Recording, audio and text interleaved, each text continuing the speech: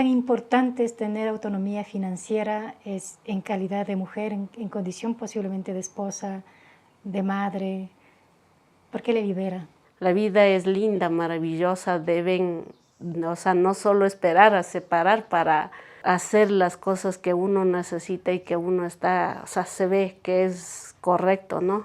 Ser valientes, no dejarse y siempre aprender a ser muy independiente, ¿no? Hay veces que pensamos que ya nos comprometimos, casamos con esa persona y esa persona tiene que aportar todo, o sería los gastos, lo que sea de la casa, pero no es así.